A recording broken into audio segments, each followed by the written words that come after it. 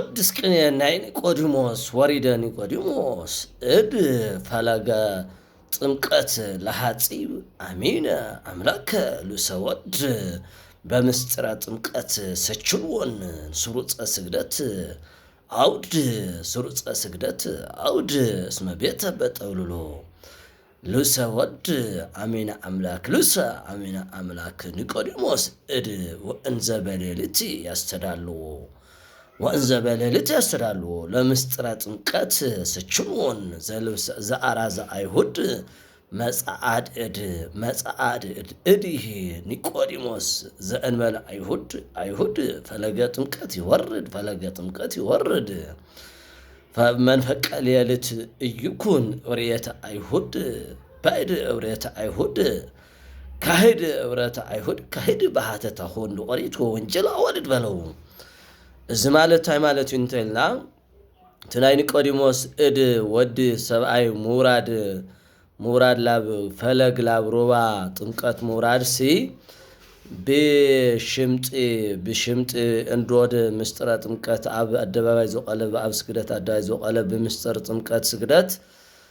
ነዚ ወርድ ንዝወቀለ ብሽምጥ ንምሕጻብ ናይ አምላክ ልብስ ናይ ወልድ ልብስ አምላክ ናይ ምእማን ንምሕጻብ እዩ ምክንያቱ በጠብልሎ ይህ ኒቆዲሞስ እድ ልብሰ አሚነ አምላክ ምእማን ክዳን ለምኽዳን ላጠቅለለ ሓዲር እዩሞ ከምኡውን ነቲ ሽምጢ ወእንዘ በሌሊት ቀጠቀጦ ብለይትን ምስጥረ ጥምቀት ንትሰችሎን እናቀጥቀጡ ሓዲር እዩሞ ንሰሙ ናይቲ ሰብአይ ላብ ገረም ሙራድሲ ናብርዋ ሙራድሲ ክዳን ንምሕጻብ እዩ ምክንያቱ ለክዳን ላጠቅለለ ሓዲር እዩ ካልኣይ ደሞ ነቲ ሽምጢ እናቀጥቀጠ ሓዲር እዩ ማለት እዩ ንሰሙን ወርቅ ደሞ